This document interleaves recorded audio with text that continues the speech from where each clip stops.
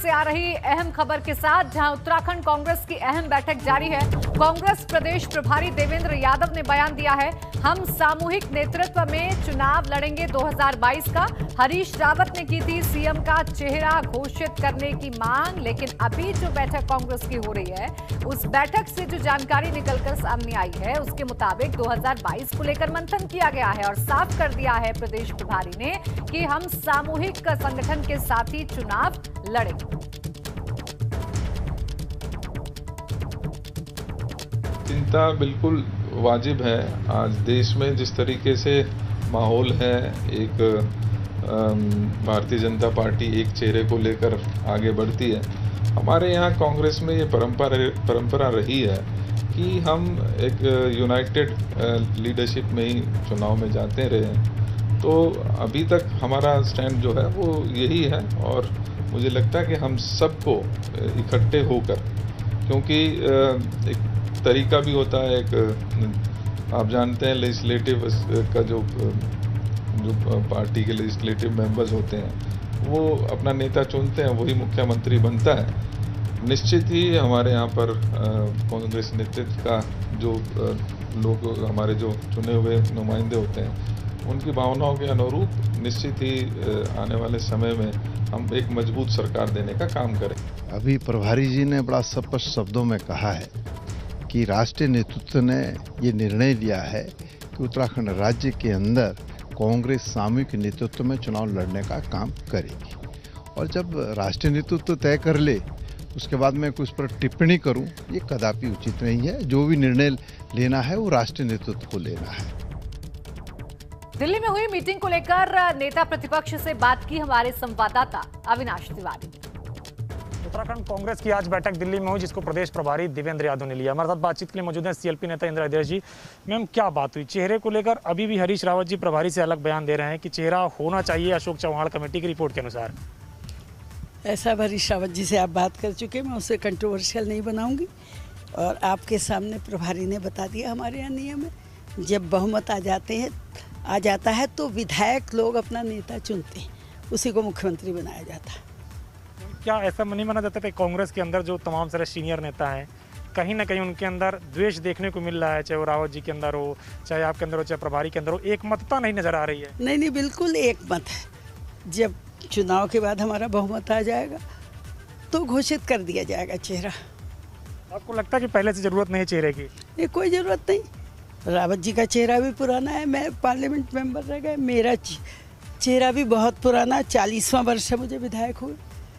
और प्रीतम सिंह भी लगातार जब से उत्तराखंड बना है, या उससे पहले उत्तर प्रदेश में भी विधानसभा के मेंबर रहे। सारे साधु संत फिर से रोष व्यक्त कर रहे हैं, क्या कहेंगी आप? हमने देवस्थानम बोर्ड की जब आंदोलन हुआ उनका समर्थन किया और कहा यदि हमारी सरकार आएगी तो हम देवस्थानम बोर्ड जो उन्होंने बनाया उसे भंग कर देंगे। प्रेम से बातचीत करने के लिए।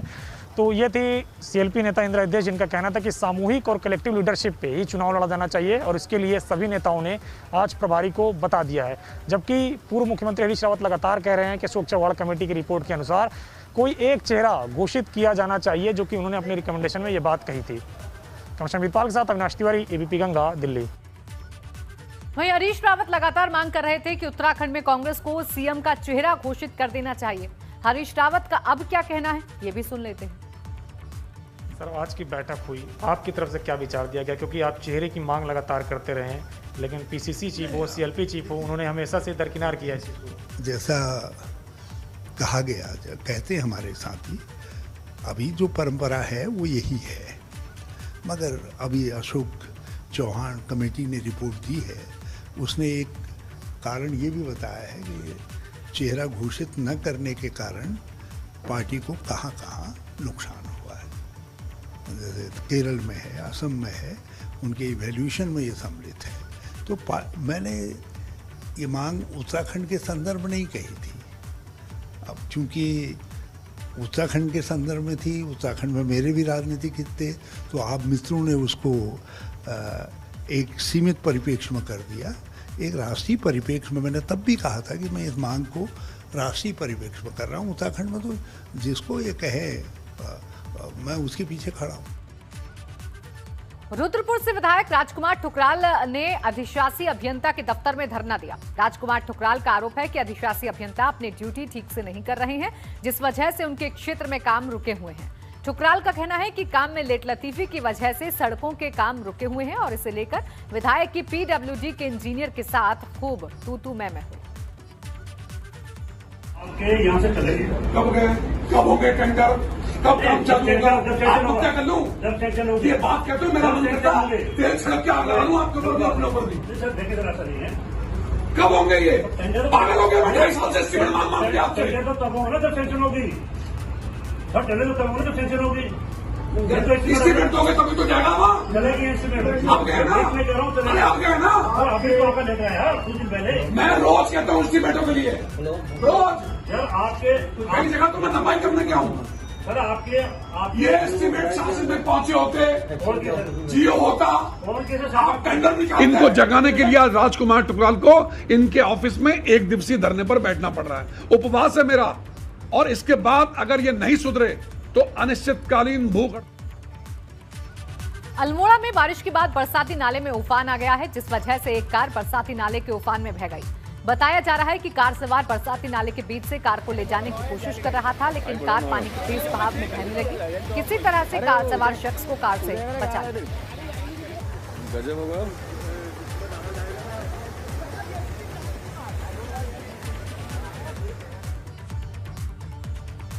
पहाड़ में सफर के दौरान मुसीबत कब कहां से आ जाए कहा नहीं जा सकता। ऐसी ही मुसीबत का एक वीडियो नैनीताल से सामने आया है, जिसे देखकर आपके भी रोंगटे खड़े हो जाएंगे।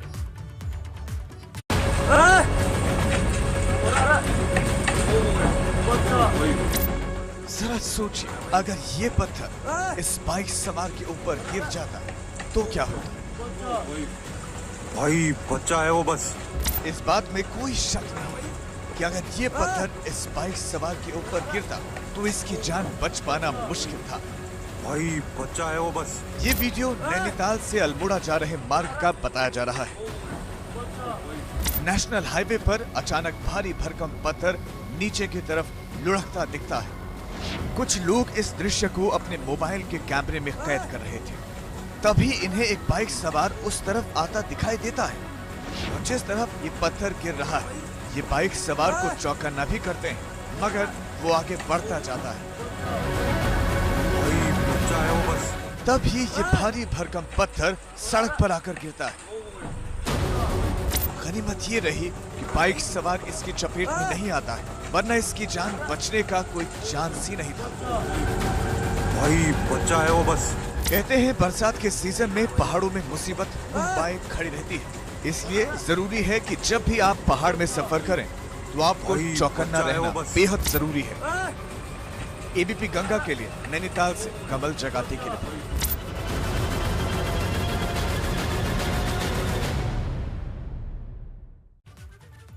उत्तराखंड में मौसम का मिजाज बदला हुआ है। प्रदेश भर के ज्यादातर इलाकों में बारिश हो रही है। प्रदेश के अलग अलग जगहों की तस्वीरें हम आपको दिखा रहे हैं, जिससे आप अंदाजा लगा सकते हैं कि उत्तराखंड में मौसम किस तरीके से बना हुआ है। अल्मोड़ा, बड़कोट, कर्णप्रयाग और हल्द्वानी की तस्वीरें आपके सामने हैं, जहां पर आप झमाझम बारिश को देख सकते हैं। बारिश ने जहां मौसम के मिजाज को बदल दिया है, तो वहीं कई मुश्किलें भी पहाड़ी क्षेत्रों में खड़ी हो गई है। उधर उत्तरकाशी और बड़कोट में तेज आंधी की वजह से मकानों की छत उड़ गई। बड़कोट के भटिया गांव को जाने वाली सड़क मलबा गिरने से बाधित है, तो वहीं नगाण गांव में एक गरीब परिवार के सिर से छत छिन गई। आंधी में मकान की छत उड़ गई, जिससे घर में रखा तमाम सामान बारिश के कारण खराब हो गया। तो वहीं अब ये परिवार खुले आसमान के नीचे रहने को मजबूर है। तो वहीं दूसरी तरफ उत्तरकाशी में तूफान की वजह से एक मकान की छत उड़ गई। घर में मौजूद लोगों ने किसी तरह से अपनी जान बचाई।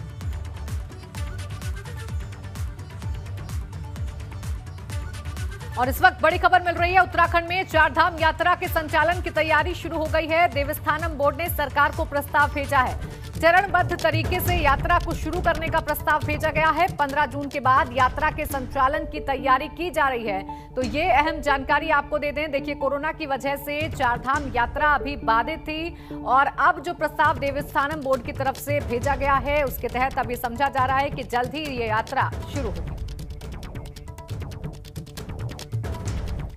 रुद्रप्रयाग में नरकोट के पास एक बारिश की वजह से मलबा घरों के अंदर घुस गया, तो वही नेशनल हाईवे पर भी मलबा आ गया। बताया जा रहा है कि नरकोटा से 3 घरों के अंदर मलबा घुस गया। गनीमत रही कि कोई जनहानि नहीं हुई। इस दौरान घरों में रखा सामान खराब हो गया। उधर मलबा आने से बद्रीनाथ नेशनल हाईवे बाधित हो गया।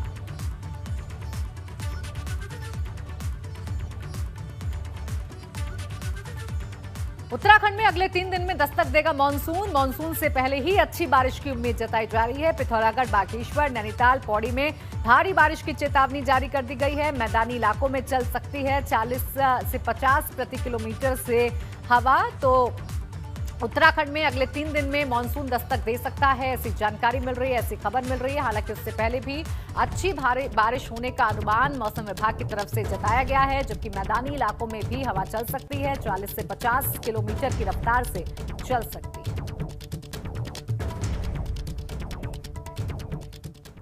उत्तराखंड में मौसम विभाग की चेतावनी के बाद टिहरी में प्रशासन अलर्ट पर है। प्रशासन का कहना है कि खराब मौसम को देखते हुए सभी तैयारियां पूरी कर ली गई हैं। डीएम ने जिले के अधिकारियों को आपदा की दृष्टि से संवेदनशील क्षेत्रों में सभी व्यवस्थाएं दुरुस्त करने और अलर्ट रहने के लिए निर्देश दिए। उधर बागेश्वर में बारिश के बाद सरयू और गोमती नदी का जलस्तर बढ़ने लगा है, तो वहीं हिमालय क्षेत्र कपकोट ब्लॉक में कई सड़कें बाधित।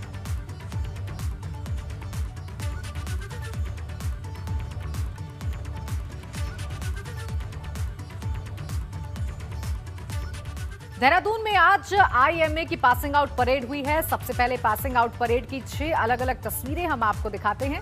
सबसे पहले कैडेट्स की पासिंग आउट परेड हुई, एक तस्वीर में आप इसे देख सकते हैं। तो वहीं परेड की सलामी लेते हुए भी आप देख सकते हैं। इसके साथ ही जेंटलमैन कैडेट्स के ऊपर हेलीकॉप्टर से फूलों की बारिश की गई। ट्रेनिंग के दौरान बेस्ट परफॉर्मेंस देने वाले कैडेट्स को सम्मानित किया गया। पास आउट कैडेट्स को आप जश्न मनाते हुए भी देख सकते हैं।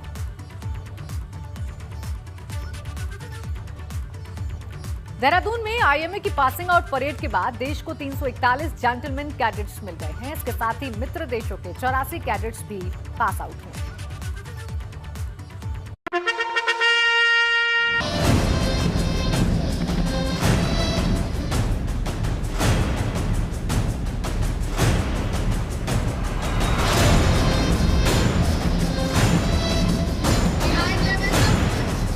एक साथ उठते कदम और गर्व से तने सीने,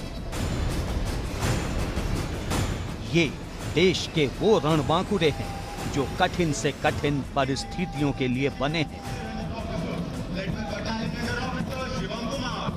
कदम ताल करते जेंटलमैन कैडेट्स के लिए ये लम्हा बेहद खास है।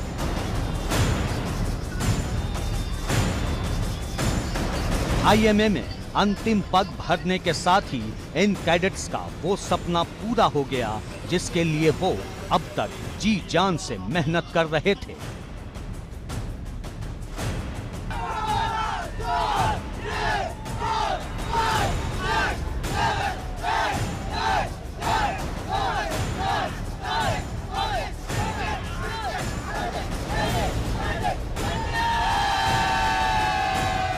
तीन 341 नौजवान अब भारतीय सेना का हिस्सा बन गए हैं।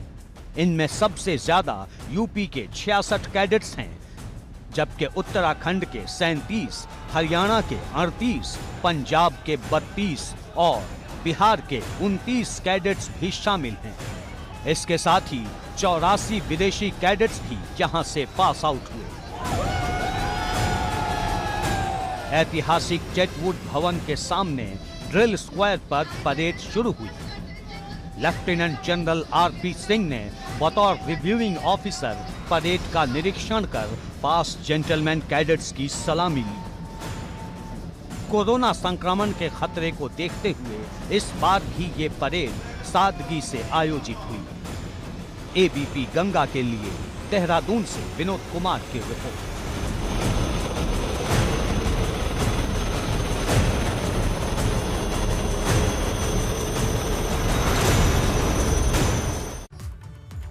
आईएमए का अपना गौरवशाली इतिहास है। ये अब तक देश को जाने कितने ही जाबाज अफसर दे चुका है। हारेंगे कभी, ये किसी और से नहीं खुद से वादा किया है। अभी ना पूछो हमसे कि मंजिल कहाँ है, अभी तो हमने चलने का इरादा किया।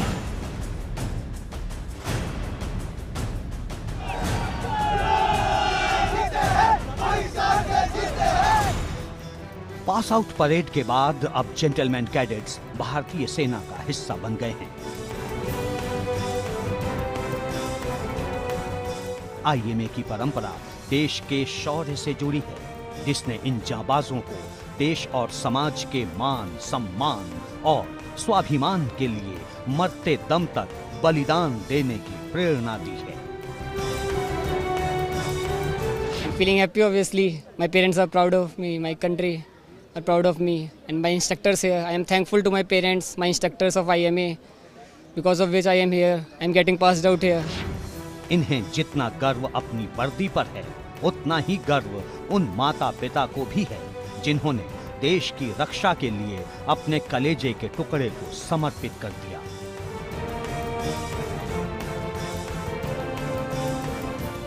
इनमें ऐसे कितने ही कैडेट्स हैं जिनकी पीढ़ियां देश की सेवा करती आ रही हैं और इन युवाओं ने भी खुद को देश सेवा के प्रति समर्पित कर दिया है।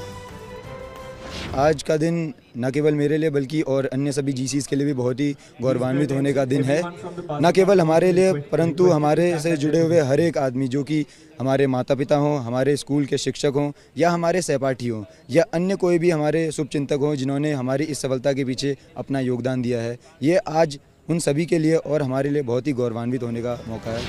इन कैडेट्स की आंखों में जो सपना कई सालों से पल रहा था, अब वो पूरा हो चुका है। यही वजह है कि अब कैडेट्स अपनी खुशी का इजहार कर रहे हैं।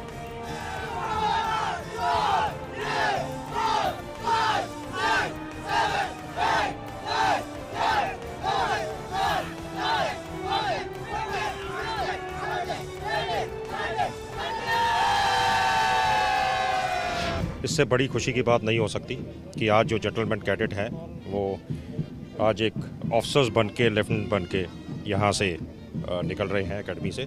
उनके पेरेंट्स यहाँ पे नहीं हैं और ये जिम्मेवारी उनके बिहाफ पे हम लोग इस जिम्मेवारी को निभा रहे हैं। और यहाँ पे चाहे वो इंडियन आर्मी से हों, लेफ्टिनेंट जसकरण, या फॉरेन फ्रंटी कंट्री से हों, एक बहुत ही सौभाग्य की बात है कि हम लोगों को ये मौका मिला कि आज हम इनको पिप कर सके उनके पेरेंट्स के बिहाफ पे। कैडेट्स के लिए ये लम्हा किसी सपने के सच होने जैसा है, क्योंकि इसके लिए इन्होंने कई सालों तक जी तोड़ मेहनत की है। परिवार से दूर रहे, अपनी सुख सुविधाएं भुलाकर अर्जुन की तरह लक्ष्य पर टारगेट रखा, तब कहीं जाकर इन कैडेट्स का सपना साकार हुआ। यही वजह है कि वो इसे जी भरकर सेलिब्रेट कर रहे हैं। एबीपी गंगा के लिए देहरादून से विनोद कुमार की रिपोर्ट।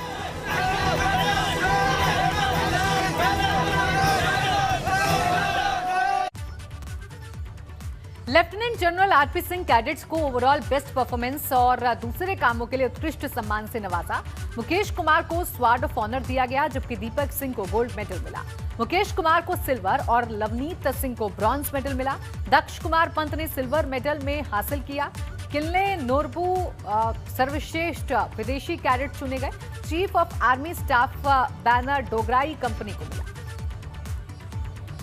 बड़ी खबर इस वक्त उत्तराखंड से मिल रही है, जहां भाजपा राज्यसभा सांसद अनिल बलूनी दौरे पर आए हैं। बलूनी आज रात हल्द्वानी पहुंचेंगे अपने आवास पर। कल पार्टी कार्यकर्ताओं के साथ मुलाकात करेंगे।